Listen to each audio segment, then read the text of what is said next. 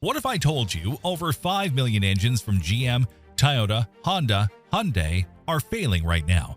Some catching fire with families inside, $70,000 trucks dead at 30,000 miles, 42 fires, 12 injuries, and manufacturers are hiding the truth. Your engine could be next. Here's what they don't want you to know. The disaster by the number. Let me hit you with some numbers that should shake every car owner watching this.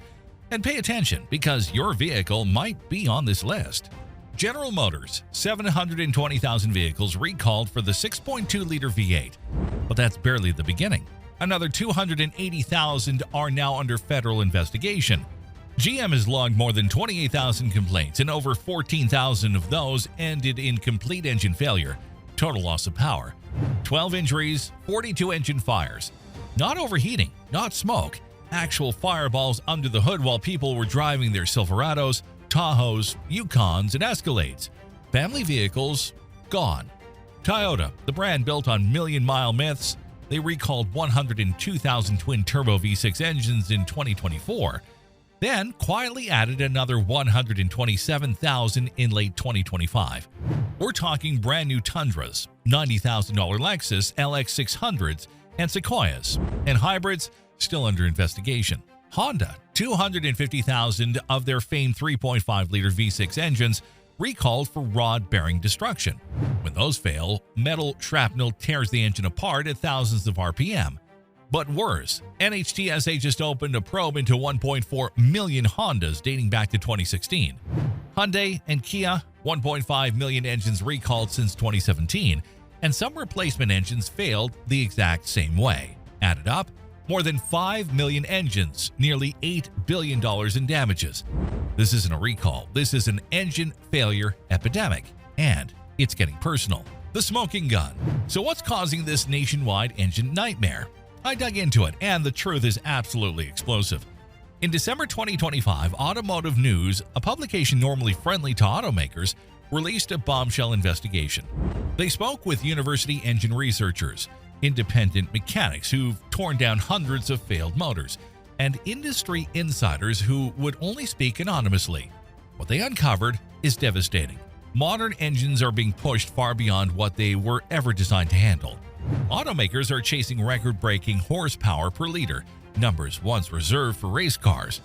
Engines now operate at temperatures that would have melted older power plants, with cylinder pressures once seen only on drag strips, all packed into engines half the size they used to be. Here's the scale. In the 1990s, a 6.0-liter V8 made 360 horsepower, 60 horsepower per liter. Today, Ford's 2.7-liter EcoBoost makes 325 horsepower, 120 horsepower per liter. The 3.5-liter EcoBoost Raptor, 128 horsepower per liter. That's double the power density, same stress, half the metal to handle it. And it gets worse. To meet EPA and CAFE targets, manufacturers switched to ultra-thin oils. 5W30 and 10W40 became 0W20, then 0W16, and even 0W8, a fluid barely thicker than water. Thin oil saves maybe 0.5 miles per gallon, but it requires tolerances measured in microns, meaning machining, cleaning, and assembly must be perfect. Professor Greg Davis from the University of Michigan Flint puts it simply: higher pressures create greater bearing loads and accelerated wear. Translation: automakers are demanding the impossible, and physics is finally fighting back. The invisible killer. There's an invisible killer silently destroying millions of modern engines, and almost no one outside the engine world knows it exists. It's called SWARF. Dave from Dave's Auto Center, a master engine builder featured in the Automotive News investigation, explains it best. SWARF is microscopic metal debris left behind during machining. When manufacturers cut, drill, and hone engine blocks, the large metal chips are easy to remove, but the ultrafine particles from honing cylinder walls, those are deadly. Honing creates a slurry of metal dust, abrasive grit, and coolant. Dave calls it concrete. It's brittle, razor sharp, harder than engine bearings, and it sticks to surfaces like glue. Even if one microscopic piece gets between a bearing and a crankshaft, it acts like sandpaper at thousands of RPM. It embeds into the soft bearing, then grinds into the hardened crankshaft.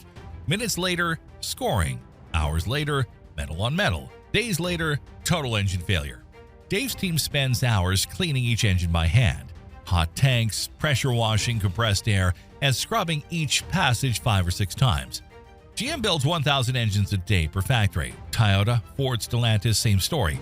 Achieving hand-built perfection at that scale is impossible.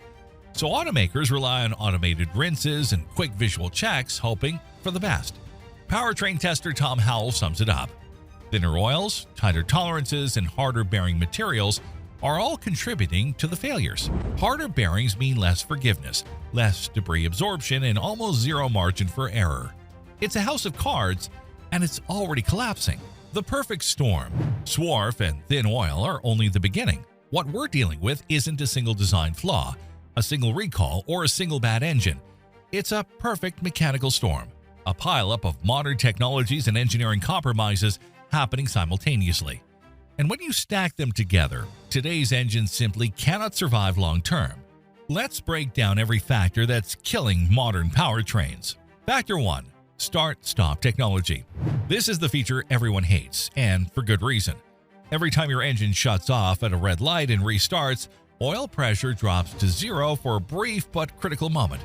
With ultra-thin 0W20 or 0W16 oil, the remaining film protecting your bearings is extremely small. Cold starts cause the majority of engine wear, and now drivers are doing 40 to 50 start cycles in a single commute.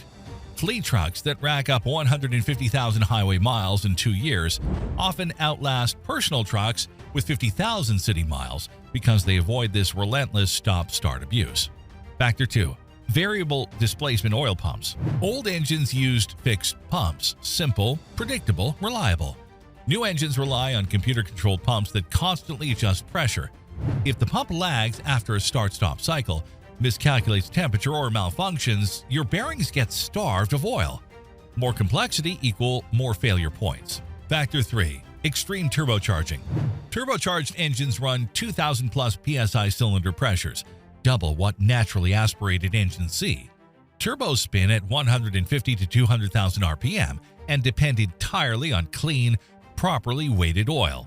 Any contamination or delayed pressure destroys turbo bearings, sending metal shrapnel throughout your engine. One turbo failure can kill the entire powertrain within seconds. Factor 4. Direct injection, or DI. DI systems spray fuel at 2,000 to 3,000 psi directly into the chamber. Great for efficiency, terrible for longevity. Higher combustion pressures, more stress. No fuel washing the valves, carbon buildup. Hotter temperatures, thinner oil film. Everything gets pushed harder. Factor 5. COVID-era manufacturing. Engines built in 2020 to 2022 came from chaotic factories. New suppliers with no track record, absent quality inspectors, skeleton crews. GM struggled with out-of-spec rods. Toyota admitted contamination issues. Stellantis even found sand trapped in engine blocks. These engines are now hitting 60 to 100,000 miles, where hidden defects finally surface. Factor 6. Cylinder deactivation. Turning V8s into V4s sounds efficient, but it creates uneven temperatures, uneven block expansion, and shock loads when cylinders reactivate under load. Stack all of this together and you get one unavoidable truth. Modern engines aren't failing from one problem. They're failing from 10 problems happening at the same time, and no engine can survive that forever. If you're finding this information helpful, please hit that like button and subscribe to support this channel. Thank you. The conspiracy. Here's where things get truly suspicious, because this is the part manufacturers don't want the public to see. Independent engine builder Eric Berg spent 3 years trying to obtain a failed Toyota twin-turbo V6. Toyota aggressively bought back every blown engine as a core exchange, keeping them out of independent shops and off YouTube. He finally got one, and the teardown was explosive. The main bearings, the ones supporting the crankshaft, were destroyed, shredded, scored, and heat burned. Total failure. But the rod bearings, fed by the same oil circuit, were perfect, pristine, no wear at all. If debris or contamination were the cause, both should be damaged. They share the same passages and the same oil. Only the mains failing means one thing. This is the design flaw. Maybe the oil passages are too small. Maybe the clearances are too tight. Maybe the bearing material can't handle the load. But design flaws are far more expensive to admit than manufacturing debris. Just look at Hyundai's Theta disaster. They blamed debris, recalled 1.5 million engines, replaced them, and the replacements failed the same way. That's not dirt, that's design. And here's the smoking gun. GM's fix for its 6.2-liter recall is switching from 0W20 to 0W40, twice as thick. If thin oil wasn't the problem, why is thicker oil the solution? Because manufacturers know tolerances are too tight, and thin oil can't protect these high-pressure engines. But admitting that means lawsuits, billions in costs, and regulatory backlash. So they blame debris, but the engines tell the truth. The real villain. So who's really behind this engine disaster? The answer is bigger than any automaker. CAFE standards. Corporate Average Fuel Economy Regulations. CAFE rules set the average mile per gallon every manufacturer's entire fleet must reach. And the targets have become aggressively unrealistic. From 2024 to 2026, fuel economy requirements rise 8% per year, then 10% in 2026, ending with a mandated fleet average of 49 miles per gallon. 49. Meanwhile, your F-150 gets around 20 miles per gallon. Your Tahoe sits near 18. Your Corvette around 16. There is no mathematical way to hit a 49 mile per gallon average using traditional engines. And the penalties are brutal.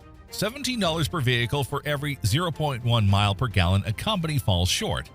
If a manufacturer sells 2 million vehicles and misses the target by just 1 mile per gallon, 10/10 times $17 times 2 million equals $340 million in fines for 1 mile per gallon. So companies squeeze out every fraction of mile per gallon they can. Tiny turbo engines, thin oil, microscopic tolerances, start-stop cylinder deactivation, anything to avoid fines. Engineers didn't forget how to build reliable motors. What changed is the regulatory pressure pushing designs past what's reliable at mass production scale. Automakers have done the math. A predictable rate of failures is cheaper than missing CAFE, your engine's lifespan versus their compliance. And they chose compliance. It's getting worse. Here's the part that's going to make you furious. This crisis isn't stabilizing. It's about to get worse. Yes, the Trump administration rolled back some CAFE standards in 2025. You'd think that would relieve pressure on automakers and help reliability. Wrong. What actually happened is far worse. EVs were removed from fleet average calculations. Before this change, manufacturers could count EVs at 200 to 300 mile per gallon equivalent. Those ultra-high numbers offset their gas guzzlers. Ford could sell 15 mile per gallon F-150s, 17 mile per gallon Expeditions, 16 mile per gallon Mustangs, and EVs like the Mach-E and Lightning would balance it all out. They could even buy credits from Tesla. Not anymore. EVs no longer count, but the fuel economy requirement still exists. Rolled back slightly to 34 miles per gallon by 2031, but now automakers must hit that number without EVs to offset trucks. And that means one of three things is coming for your truck. Option 1, even smaller engines, thinner oil, tighter tolerances, pushing the limits further. More failures, more recalls, more engine disasters. Option 2, huge power cuts.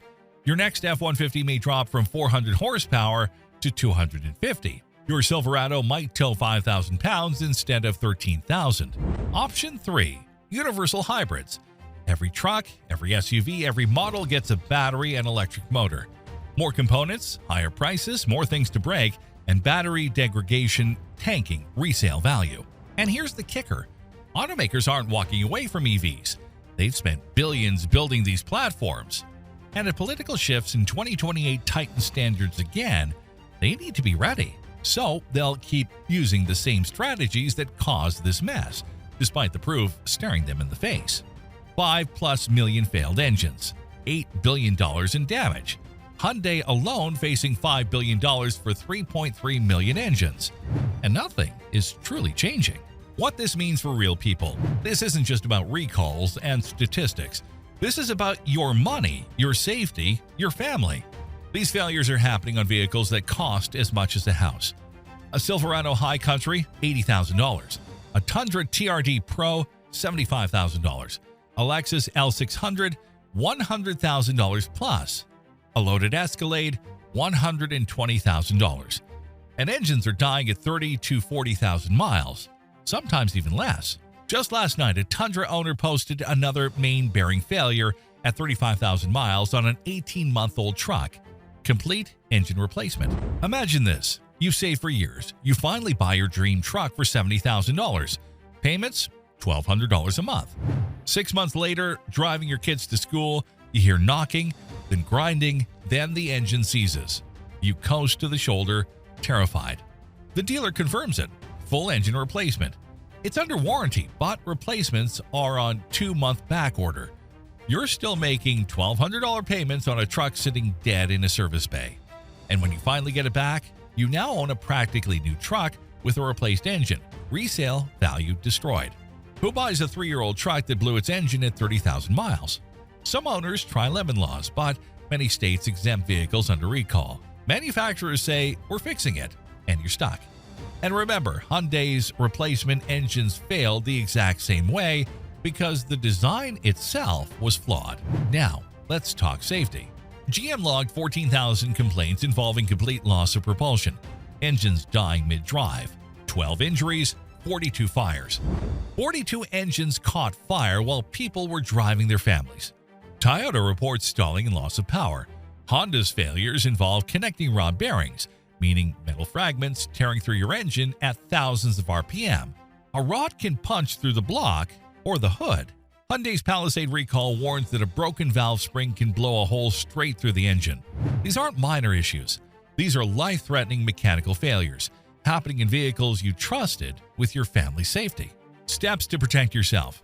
This engine crisis is real, but you can protect yourself. Here's a practical, step-by-step action plan to dramatically reduce your risk. Step 1. Check your VIN number now. Go to nhtsa.gov and use the recall lookup tool. Enter your VIN and see if your vehicle is part of a recall or investigation. If it is, schedule the repair immediately.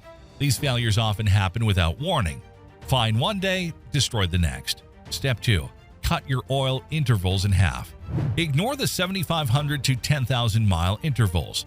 Do 5,000 miles max, or 3,500 if your manual says 7,500. An extra $50 to $75 a year in oil changes is nothing compared to a $15,000 engine replacement or a $70,000 truck becoming worthless.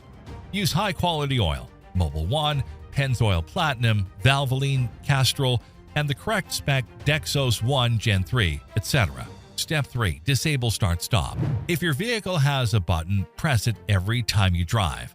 Some cars reset the setting. If yours does, a $50 to $100 OBD2 device can disable it permanently. You may lose 0.2 miles per gallon, but you avoid dozens of unnecessary wear events every day. Step 4. Consider slightly thicker oil after warranty. Once out of warranty, a small step thicker can help. Example, if your Subaru runs 0W16 but Japan allows 0W20, 5W30, run 0W20. If GM is now using 0W40 for a 6.2-liter recall, consider 5W30 after warranty. Don't go extreme, just one grade heavier. Step 5. Monitor your engine. Listen for new ticking, knocking, or rattling. Check oil every 1,000 miles. Watch oil pressure. Low warm idle pressure is a red flag. Step 6. Be smart when buying. Avoid first-year redesigns and avoid 2021 to 2024 model years altogether if buying used. A proven 2015 to 2019 naturally aspirated V8 with 100,000 miles may be safer than a 2023 turbo with 30,000 miles. Step 7. Consider an extended warranty.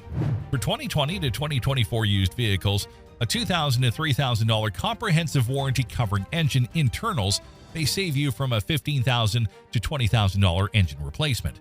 Read the fine print. Make sure it covers bearing failures. Follow these steps and you'll massively increase your engine's chances of surviving this industry-wide crisis. Here's the bottom line. Over 5 million engines are failing because manufacturers chose EPA compliance over your engine's survival. This isn't bad luck, it's a calculated risk with your money. Has your engine failed? Drop your story in the comments. Let's expose this together. And if you found this video helpful, smash that like button and subscribe for more auto content. Thanks for watching. and see you in the next video.